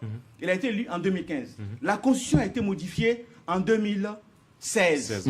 Donc, comme tout le monde le dit, supposons même que l'article 183 n'existe pas. D'accord? Donc, il a été élu en 2015. La Constitution a été changée en 2016. Donc, normalement, en 2016, là, il devait, si c'est une nouvelle république, qui devait faire d'autres mandats, il n'aurait pas dû terminer le mandat qu'il avait, vous comprenez? Mais la question que moi je vous repose maintenant, à partir de ce moment, est-ce que c'est ce que dit la nouvelle constitution qui a été révisée? C'est ça que vous dites là. La constitution, il n'y a pas eu de révision, de constitution depuis 2016. Mais qu'est-ce qui a été présenté au peuple finalement par référendaire? Voilà, il y a la constitution d'avant 2016. D'accord? Cette constitution-là, qui est une constitution qui a été, la constitution de 2000, qui a été modifiée et révisée à plusieurs reprises. Maintenant, la constitution a été complètement changée. En 2016, comprenez, il faut qu'on fasse un peu de logique. On fait un peu de logique simplement. Il a été élu en 2015. La constitution a été rechangée en 2016. Donc, si c'est une nouvelle république qui doit avoir 2 autres mandats, immédiatement des élections devraient être organisées. Il ne devrait pas finir le mandat pour lequel il a été élu en 2015. Est-ce que je me fais comprendre? Donc, oui. Où, en ce moment-là, de remettre en cause tout ce qui a été mis en place. Et aujourd'hui, sur quelle base Ouattara... L'opposition était là, raison pour laquelle on a eu des têtes coupées. Ou bien vous avez oublié. Mais vous avez eu des personnes qui étaient mises en prison, vous avez oublié. Mais la constitution est passée, n'est-ce pas? Celle qui permet à Ouattara de se repositionner, en tout cas, à se positionner dans la Troisième République. La constitution de la Troisième République. C'est elle qui est valable aujourd'hui. La constitution de 2000... Mais vous ne comprenez pas. Donc ça veut dire quoi? Ça veut dire que de manière constitutionnelle, il a droit à 2 autres mandats, ce qui est juste. Mais il a le droit de finir le mandat qui était dans l'autre constitution, c'est ça? Mais c'est la Constitution qui doit nous le dire, justement. Non, vous ne comprenez pas ce que je suis en train de dire. Ce que je suis en train de dire, j'ai l'impression qu'on veut... Il a été élu en 2015. Il est en train de vouloir dire... Vous êtes en train de dire que la Constitution ne doit pas être rétroactive, c'est ça? Non, c'est pas ce que j'ai dit. Vous n'avez pas compris. J'ai dit qu'il a été élu en 2015. C'est normal. Il a été élu en 2015 pour un mandat, d'accord, de 5 ans. Il y a une constitution qui a été modifiée en 2016. En cours de son... Vous êtes fait piéger, vous êtes fait berner, vous avez accepté cela. C'est pas cette année que vous allez revenir là-dessus. Je m'explique. Est-ce que la loi est finie? La loi ivoirienne est finie. Je n'ai pas fini. Je vous remets la parole. Je n'ai pas fini. Je n'ai pas fini. Dans un instant, je vous donne la parole. Ne vous inquiétez pas. D'accord. Rapidement, 1 minute. On va vers la fin de l'émission. Il a été élu en 2015. D'accord, rapidement. Si en 2016, il y a une modification de la Constitution que nous avons jusqu'à aujourd'hui, si il y a une révision de la Constitution, qu'il y a une nouvelle Constitution, qu'il y a une nouvelle République, normalement en 2016, il devrait organiser une autre élection pour pouvoir avoir ces 2 mandats. C'est qui semble logique. Il ne devrait pas finir le mandat qui était là avant. Je parle simplement de logique. D'accord, ça c'est l'interprétation. Le mandat n'est pas de il finit le mandat. Maintenant, lui, il dit. On finit rapidement. Maintenant, lui, Sommet, il était en train de dire tout à l'heure, M. Sommet, il était en train de dire tout à l'heure qu'avec les réalisateurs, la quasi-totalité. Mais il est aveugle dans un pays il est aveugle dans un pays de personnes sans champ. Il est aveugle. Ce président, quel bilan a-t-il? Endetté la Côte d'Ivoire plus de 40 000 milliards. Avoir des personnes où les 4 aujourd'hui sont bondés par rapport à 2010. Avoir le CHU de Yopougon. Est-ce que tu connais le CHU de Yopougon qui est depuis la n'est pas en chose là en fonction. D'accord. Et en plus, ok, on a compris. On a compris. Si il a un tel bilan positif que toute la Côte d'Ivoire apprécie, mais qu'il laisse les opposants aller comme ça, le peuple qui l'aime tant. Le peuple qui l'aime tant aille le choisir. D'accord, on a compris. On n'élimine pas les candidats quand on sait qu'on est populaire. Clément Sommé, vous avez la parole. Bien, merci. Rapidement, on va aller rapidement. On est à la fin. Mon frère et ami Achille est dans son registre puisqu'il est représentant d'un parti politique. Il est de l'opposition. Je ne demets pas moins dans la logique. Je ne demets pas moins dans la logique. En aucun cas, ne comptons pas sur lui pour parler du bien, du bilan du président Ouattara. Non, mais ce que j'ai dit est factuel. Ce que j'ai dit est factuel. Le président Ouattara a été élu en 2015. Oui. En 2016, on modifie la loi. Oui. On dit la modification de la loi en 2016, c'est pour les élections à venir. Oui. Donc, le mandat de 2015 n'est pas dedans. Vous êtes resté de 2016. Donc, il doit regarder. Mais il y a une nouvelle république. Vous avez regardé. Non. Jusqu'à la fin des élections. Et vous demandez de repartir en arrière comme si la loi était rétroactive. Est-ce que c'est dans la Constitution? Si oui, c'est quel article? 183. Quel article dit que 183 on modifie la loi, elle abroge les autres. L'article 183, lis. 183, lis. Non, je lis. Lis l'article 183. Tu la maîtrises, donne aux téléspectateurs. Non, lis. Lis l'article 183. Elle dit quoi? Bon, elle nous dit quoi, monsieur Roland Médété? Vous avez l'article a dit quoi? Donc je vais vous lire l'article tout de suite. D'accord, rapidement. Entre-temps, chers téléspectateurs, évidemment, vous êtes dans le débat d'Afrique. Effectivement, on a affaire sur ce plateau aux représentants de PP et ACI, Roland Achille Médété. L'article 183 de la Constitution ivoirienne de 2016 est interprété comme un pont juridique qui assure la continuité des mandats présidentiels. La continuité des mandats présidentiels lit. La continuité. Le débat est court. Le débat est en continuité de mandats. Oui, de mandats en cours. Oui, et pourquoi tu te gosilles à vouloir des élections? Non, mais c'est qui lisait là. Non, écoutez. Continuité du mandat. Ça veut dire que le mandat, continuité, quand on dit continuité, c'est quoi? Oui. Ça veut dire que ce qu'il y a avant, derrière, là, on prend ça en compte quand on dit continuité. Mais on prend en compte le mandat. Mais pourquoi tu demandes des élections? Oui, du mandat. Oui, la continuité de son mandat. Oui. Quand on dit continuité, ça veut dire quoi? Jusqu'à terme. Ça veut dire qu'il y avait quelque chose qui était avant. C'est ça ce que je dis, c'est cumulatif. Lis. Mais c'est normal, vous savez, il est en 2015. Ça veut dire qu'on prend son mandat. Il continue son mandat jusqu'à terme. Dès qu'il termine son mandat, on rentre. Non, c'est cumulatif. Continuité de mandat. Bon, c'est pas ça. C'est pas sur ce point. C'est justement ça. Modeste, s'il te plaît. Oui, rapidement. Il faut dépassionner le débat. Il faut dépassionner le débat, mon frère. On va donner la parole à Nestor Djikolo rapidement. Rapidement. Pour être concret, donc tout le brouhaha que nous avons écouté, la finalité, est-ce que tout ce brouhaha va permettre à Gbagbo de se présenter? Oui ou non? Est-ce que tout ce brouhaha va permettre... Tout ce brouhaha va permettre, à la veille des élections, est-ce que ce brouhaha va permettre à Gbagbo de se présenter?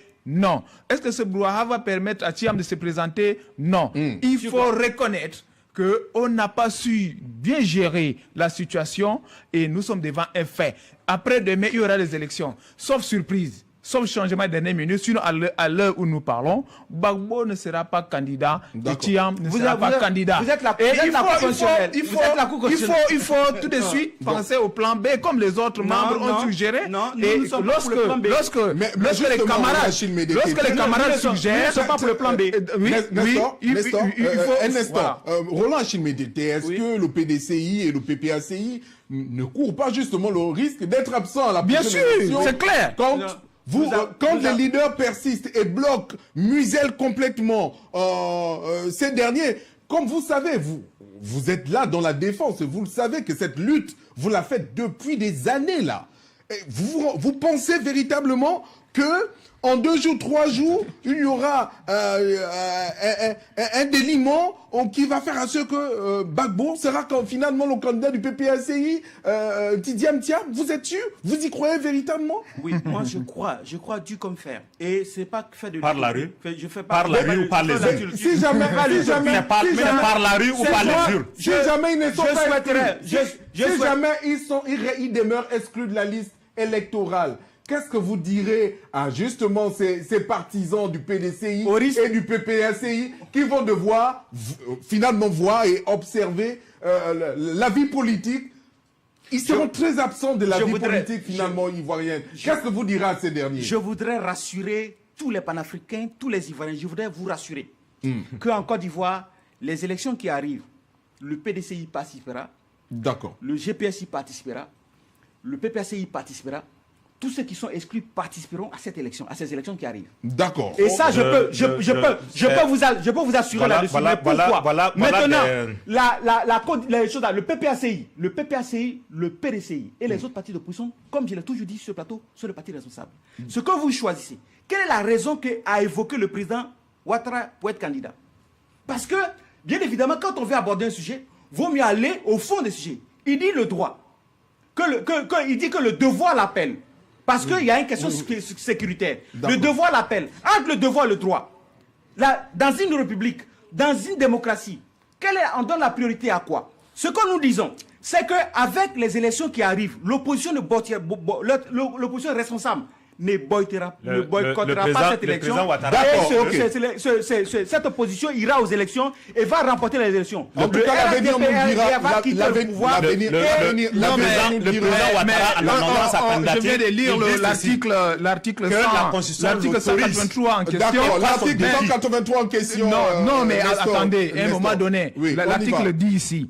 L'article de la Constitution ivoirienne de 2016 établit la continuité des mandats présidentiels, indiquant que la nouvelle Constitution ne supprime pas le mandat effectué sous la Constitution précédente. C'est-à-dire, ça veut dire quoi? Ça veut dire que au moment où on a voté cette Constitution, le mandat de Ouattara en cours n'est pas touché. Dès qu'on sort de ce mandat, le mandat qui va commencer maintenant sous la nouvelle... Vous racontez des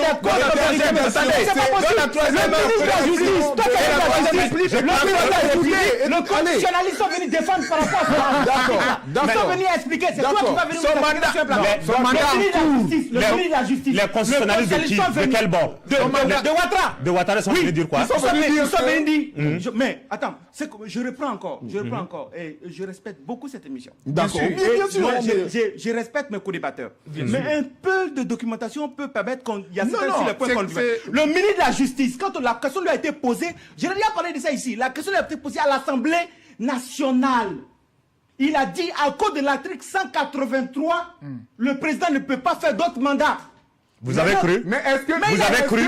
Vous avez cru à sa parole? Est-ce que c'est écrit? Mais Roland Achille Médété, est-ce que c'est pas le premier ministre de la Justice qui est venu plus tard vous réexpliquer ce même article pour vous dire? Non, c'est pas lui. Il y a aussi un autre, le constitutionnaliste, celui aussi qui a participé à la rédaction de la Constitution. C'est pas Congo. Qui a dit. Au fait, quand un homme politique, là, on doit avoir une parole. Jamais. Non, jamais. Ok, mais tu comptes sur une panthère qui a mal à la dent, toi tu... Non, la panthère qui a mal à la dent. Non, le débat on fait la politique. On fait la politique propre. Un homme politique doit avoir de la parole. Ça n'existe pas. Ça existe. Ça n'existe pas. Très rarement. Très rarement. Le président Gbagbo a une parole. Le président qui? Gbagbo. Oui. Si le président Laurent Gbagbo avait une parole, il n'allait pas chercher à envoyer actuellement, susciter, demander aux jeunes, de manière difficile, de prendre la rue pour que lui soit candidat. Et actuellement, vous comptez sur ça. Qui a demandé qu'il prenne la rue? Attendez. Non, c'est le plan du parti président Gbagbo. C'est le plan B. En réalité, il a dit chercher quelqu'un d'autre pour être candidat. Mais attends, qu'est-ce qu'il raconte? Pour prendre la rue, c'est mettre le chaos pour imposer la candidature du président. Qu'est-ce qu'il raconte? C'est déjà fini. Le président Laurent Gbagbo ne sera pas candidat. C'est déjà tard. Entre celui qui prend la rue et marcher et celui qui prend les armes.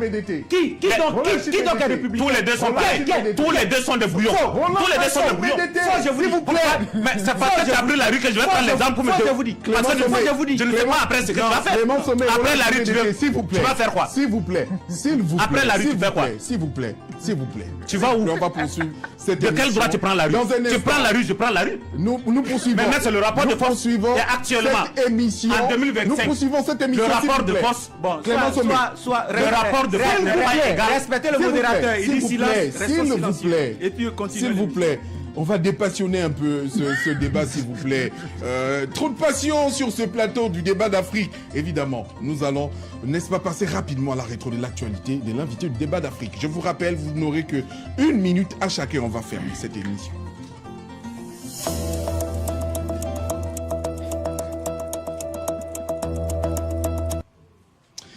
C'est incroyable, hein, lorsqu'on a justement Clément Sommet et Roland Achille Médété sur les questions, en tout cas, de la politique africaine, mais surtout ivoirienne, où les idées s'échoquent et la contradiction est vivement remarquable et remarquée justement sur ce plateau. Mais nous allons passer rapidement à la rétro de l'invité du débat d'Afrique. Nous allons démarrer avec la rétro de Clément Sommet. Lui, il va revenir un peu au Gabon, les récents événements qui sont déroulés à Lambaréné, où, n'est-ce pas, une influenceuse gabonaise, Tata Berti, a dû monter au créneau face à l'inauguration des marchés à Lambaréné. Là, on est au centre du Gabon. Elle est montée au créneau sur la répartition des espaces de vente entre les communautés béninoises, en tout cas nos frères de l'Afrique de l'Ouest et les Gabonaises, n'est-ce pas, qui souhaitaient également bénéficier de ces espaces-là. Et nous allons chercher à savoir justement à quoi il va nous édifier ce soir sur ce sujet. Bien, là, je vais rentrer ou porter ma casquette de président de l'Union des communautés étrangères au Gabon, donc l'UCAG, pour revenir un peu sur la sortie de l'influenceuse Tata Berti à Lambaréné. D'accord, rapidement. Si dans le fond, il y a, je peux comprendre que, comme expliqué dans son live, tu arrives, tu trouves des mamans en pleurs. La raison, c'est parce que on a livré un marché et tu trouves des Gabonaises, des mamans en pleurs, tout simplement parce qu'elles n'ont pas eu de la place. Par contre, il y a des étrangères qui, effectivement, ont eu la place et qui exercent. Bon, à chaud, on peut la comprendre. Mais dans le fond, je dis oui, mais dans la forme, peut-être elle pouvait se rapprocher des autorités municipales, du délégué spécial, pour avoir la bonne information. Mais dans le feu de l'action, c'est parti. Vous savez qu'il y a des informations, quand ça part, après, ça devient difficile de rattraper. Bon, voilà. Et aujourd'hui, à l'ère du numérique, des réseaux sociaux, ça va dans tout le monde, avec chacun, avec sa compréhension, des interprétations qui n'ont le plus souvent pas lieu d'être. On voit des gens, des expatriés, et pour beaucoup même qui ne sont pas au Gabon, c'est des versions erronées qu'ils reçoivent. On traite les Gabonais des xénophobes, les Gabonais traitent les étrangers de ceci, de cela. Nous n'avons pas besoin de cela au XXIe siècle. Les États-Unis sont les États-Unis aujourd'hui parce que c'est tout un melting pot. Le peuple gabonais est un peuple résilient, accueillant. C'est pas un peuple xénophobe. C'est que je demande que chacun mette de l'eau dans son vin, que les autorités politiques, administratives, s'impliquent pour calmer la situation de part et d'autre. Nous sommes des Africains, nous avons chacun, en ce qui nous concerne, besoin de l'un ou de l'autre. Et à nos compatriotes vivant sur ce sol béni du Gabon, je leur dirais tout simplement d'avoir une chose en tête, que la main qui demande est toujours en bas. D'accord. Nos prières, qu'il y ait toujours la paix au Gabon, puisque nous résidons ici.